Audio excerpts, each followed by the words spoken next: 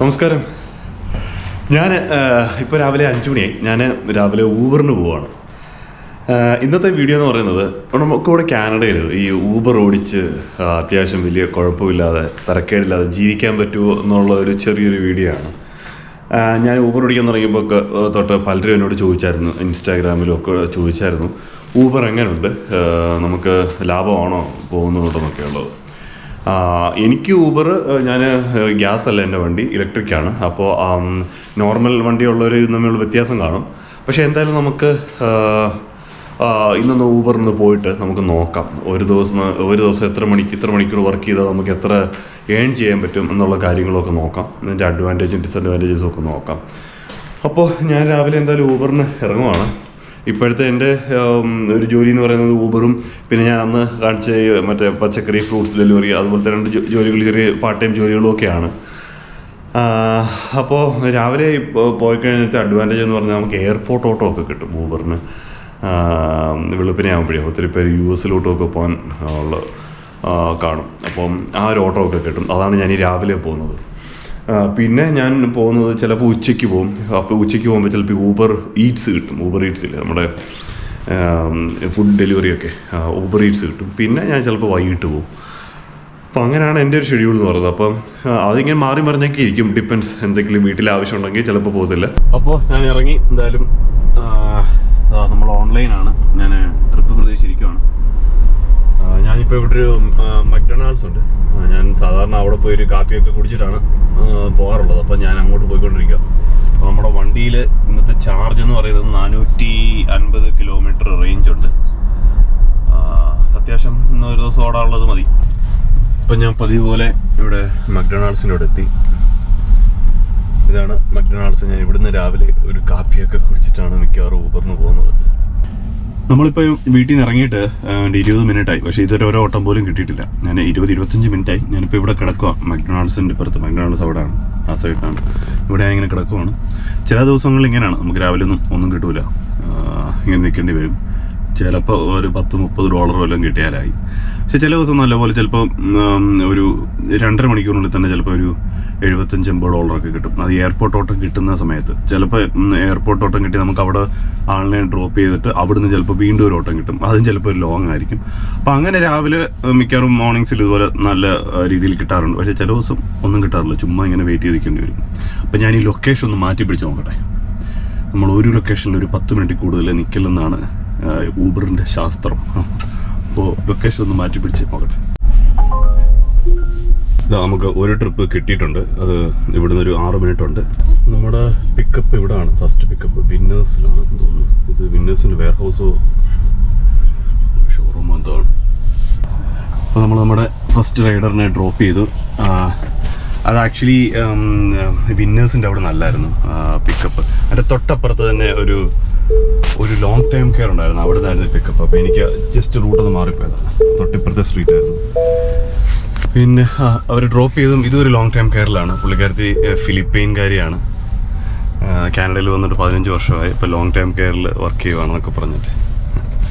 അപ്പം അങ്ങനെ. അപ്പോൾ ഇനിയും അടുത്ത ട്രിപ്പിന് വേണ്ടി വെയിറ്റ് ചെയ്യുന്നു. അപ്പോൾ അത് ഉടനെ തന്നെ അടുത്ത ട്രിപ്പ് കിട്ടി. ഇവിടുന്ന് ഒരു 3 മിനിറ്റ് ഉണ്ട്.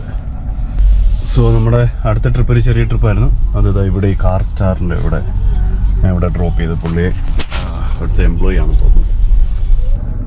അടുത്ത ട്രിപ്പ് കിട്ടി. ഇവിടുന്ന് 7 മിനിറ്റ്. അത് ചില ട്രിപ്പ് നമുക്ക് പെട്ടെന്ന് കിട്ടും. ചിലതിന് നമ്മൾ നല്ലപോലെ വെയിറ്റ് ചെയ്യേണ്ടി വരും. എൻ്റെ ഫസ്റ്റ് ട്രിപ്പ് കിട്ടിയത് വീട്ടിൽ നിന്ന് ഇറങ്ങിയിട്ട് ഒരു 20-25 മിനിറ്റ് കഴിഞ്ഞിട്ടാണ്.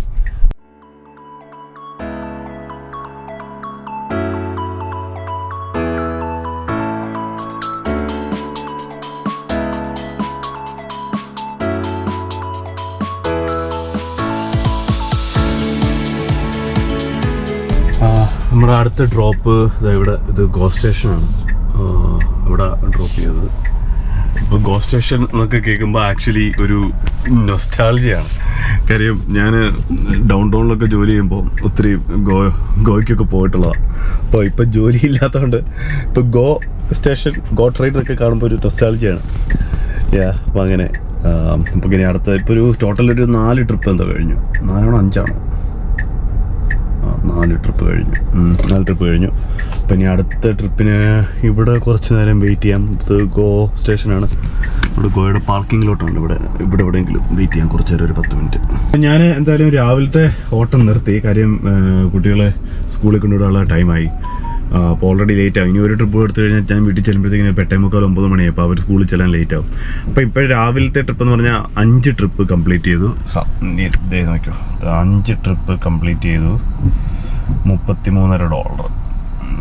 ശരിക്കും നമ്മൾ എത്ര മണിക്കൂർ ഓൺലൈൻ ഉണ്ടായിരുന്നെന്ന് വെച്ചാൽ ഇതിൽ നോക്കിക്കഴിഞ്ഞാൽ ഇത് കണ്ടോ, ഈ ഊബറിൽ ഈ ഒരു ഏരിയ ഉണ്ടോ, ഇങ്ങനെ ഒരു ഓറഞ്ച് കളറിൽ, ചിലപ്പോൾ ഇത് റെഡായിട്ടും കിടക്കും. അപ്പോൾ ഈ ഏരിയയിൽ കൂടുതൽ നമുക്ക് ട്രിപ്പ് അവൈലബിൾ ആയിരിക്കും. കൂടുതൽ ചിലപ്പോൾ കാശും കിട്ടാൻ സാധ്യതയുണ്ട്. പക്ഷേ ഇങ്ങനെ കാണിക്കുമെങ്കിലും നമ്മൾ ഈ ഏരിയയിലേക്ക് ചെല്ലുമ്പോൾ ത്തേക്കിന് ഈ ഒരു ഇതിന് സർജ് എന്നാണ് പറയുന്നത്, സർജ്. അപ്പോൾ ഇവിടെ കൂടുതൽ ആളുകളുടെ ട്രിപ്പ് എടുക്കുന്നുണ്ട്. അപ്പോൾ നമ്മൾ ചിലപ്പോൾ ഇവിടെ നിൽക്കുന്ന നമ്മൾ ഈ ഒരു ഏരിയയിലേക്ക് ചെല്ലുമ്പോഴത്തേക്കിന് ചിലപ്പോൾ ഈ സർജ് മാറാനും സാധ്യതയുണ്ട്. അപ്പോൾ ഞാനിങ്ങനെ കാണിക്കുമ്പോൾ അങ്ങോട്ട് പോകാറില്ല. കാര്യം ചിലപ്പോൾ അത്രയും ഓടി ചെല്ലുമ്പോഴത്തേക്കിന് ഈ ഒരു ഓപ്പർച്യൂണിറ്റി ചിലപ്പോൾ പോവുകയും ചെയ്യും. അപ്പോൾ നമ്മൾ അപ്പോൾ ഇതാണ് രാവിലത്തെ $33.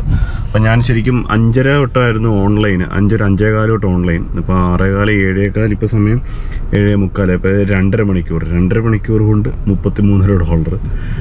വലിയ കുഴപ്പമില്ല. അപ്പോൾ എന്തായാലും ഇനിയും അത് കഴിഞ്ഞ് നമുക്ക് ഉച്ചയ്ക്കും വൈകുന്നേരം കൂടെ ഇറങ്ങിയിട്ട് നോക്കാം എങ്ങനെയാണെന്ന്. അത് അവൈലബിലിറ്റി പറയും. ഉച്ചയ്ക്ക് ഞാൻ ചിലപ്പോഴേ ഇറങ്ങാൻ സാധ്യതയുള്ളൂ. എങ്ങനെയാണെന്ന് നോക്കട്ടെ. അപ്പോൾ എനിക്ക് പുതിയൊരു ട്രിപ്പ് കിട്ടി, യാത്രക്കാരിയെ കിട്ടി. അവളെ ഓഫീസിൽ കൊണ്ടുവിടാനാണ് പറഞ്ഞേക്കുന്നത്. ഞാൻ വീഡിയോ എടുക്കുക.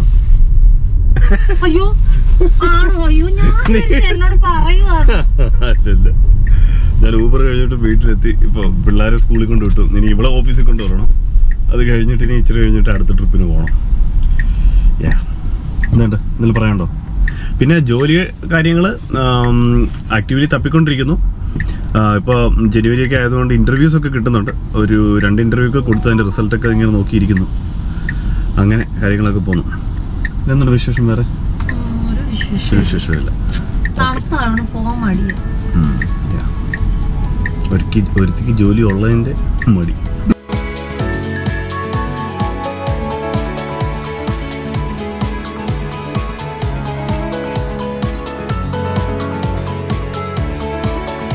അപ്പോൾ ഞാൻ വീണ്ടും ഓട്ടത്തിൽ ഇറങ്ങിയിരിക്കുകയാണ്. ഇപ്പം 4 മണിയായി. ഉച്ചയ്ക്ക് ഇറങ്ങാൻ പറ്റിയില്ല. അപ്പോൾ പിള്ളേർ വീട്ടിൽ വന്നിട്ട് അവർ സ്കൂളിൽ നിന്ന് വന്നിട്ട് ശേഷം ഞാൻ ഇറങ്ങിയതാണ്. അപ്പോൾ ഞാൻ ഓൺലൈനായിട്ട് ഇരിപ്പുണ്ട്. നോക്കട്ടെ എന്തെങ്കിലുമൊക്കെ കിട്ടുമോയെന്ന്. അപ്പോൾ വൈകുന്നേരം കുറച്ച് നേരം ഓടിയിട്ട് പിന്നെ തിരിച്ച് വീട്ടിൽ പോകുമെന്ന് വിചാരിക്കുന്നു. നമ്മുടെ വൈകുന്നേരത്തെ ഫസ്റ്റ് ട്രിപ്പ് കിട്ടി. ഞാൻ ഇവിടുന്ന് ഒരു 3 മിനിറ്റ് പിക്ക് ചെയ്യാൻ വേണ്ടി ഇങ്ങോട്ട് പോകണം. അപ്പോൾ വൈകിട്ടത്തെ ഈ ട്രിപ്പും ഗോ സ്റ്റേഷനിലോട്ടായിരുന്നു. ഇത് ബ്രോണ്ടേ ഗോ ആണ്. അപ്പോൾ ഇവിടെ ട്രിപ്പ് കഴിഞ്ഞു. ഇനിയും ഇവിടെ ഗോ സ്റ്റേഷനോടെ കുറച്ച് നേരം കിടക്കാമെന്ന് വിചാരിക്കുന്നു. വൈകുന്നേരം ആകുമ്പോൾ കുറച്ച് ഓട്ടോ ഒക്കെ കിട്ടും. ഈ ഡൗൺ ആദ്യം അടുത്ത ട്രിപ്പ് വരും. ഇത് ഗോ സ്റ്റേഷൻ എടുത്ത് 1 മിനിറ്റ് അവേ. അപ്പോൾ അവിടുന്ന് പെട്ടെന്ന് തന്നെ വേറെ അടുത്ത ട്രിപ്പും കിട്ടിയായിരുന്നു. അതിപ്പോൾ ഇങ്ങോട്ടായിരുന്നു, ഇവിടെ സ്റ്റാർബക്സിലേക്കായിരുന്നു. അപ്പോൾ ഞാൻ ഇവിടെ പുള്ളിയെ ഡ്രോപ്പ് ചെയ്തത്. ഇനി ഇവിടെ കുറച്ച് നേരം കിടന്നിട്ട് ഇനി ദീപികയെ പിക്ക് ചെയ്യാൻ വേണ്ടി പോകണം. അവള് ഇപ്പോൾ ഓഫീസ് കഴിയാറായി. ഇപ്പം 4 5 മണിയാകുമ്പോൾ ഇറങ്ങും. അപ്പം നോക്കട്ടെ, പറ്റുമെങ്കിൽ വേറെ ട്രിപ്പൊന്നും ഈ സമയത്ത് കിട്ടിയില്ലെങ്കിൽ അവളെ പിക്ക് ചെയ്ത് വീട്ടിലാക്കിയിട്ട് വേണം പിന്നെ കുറച്ച് നേരം കൂടെ ഒന്ന് ഓടാൻ. അപ്പോൾ ഊബറിൻ്റെ കാര്യം പറയുവാണെങ്കിൽ ഈ മെയിനായിട്ടും ശരിക്കും പറഞ്ഞാൽ നമ്മൾ ഈ സമയം ആണ് ഊബറിൻ്റെ മെയിൻ. അതായത് നമ്മൾ കറക്റ്റ് സമയത്തൊക്കെ ഇറങ്ങുവാണെങ്കിൽ അത്യാവശ്യം ട്രിപ്പുകളൊക്കെ കിട്ടും. അല്ലെങ്കിൽ ചുമ്മാ നമ്മൾ വന്ന് വെറുതെ പോസ്റ്റായിട്ട് എവിടെയെങ്കിലും വണ്ടി പാർക്ക് ചെയ്ത് നിൽക്കേണ്ടി വരും. ഇപ്പോൾ വെളുപ്പിനെയൊക്കെ ഒരു 4-4:30 ആ ടൈമിലൊക്കെ ഇറങ്ങിക്കഴിഞ്ഞാൽ എനിക്ക് ഓക്വില്ലിൽ നിന്നൊക്കെ സ്ഥിരം എയർപോർട്ട് ഓട്ടം കിട്ടുന്നതായിരുന്നു. പക്ഷെ ഇന്ന് കിട്ടിയില്ല. മിക്കവാറും കിട്ടും.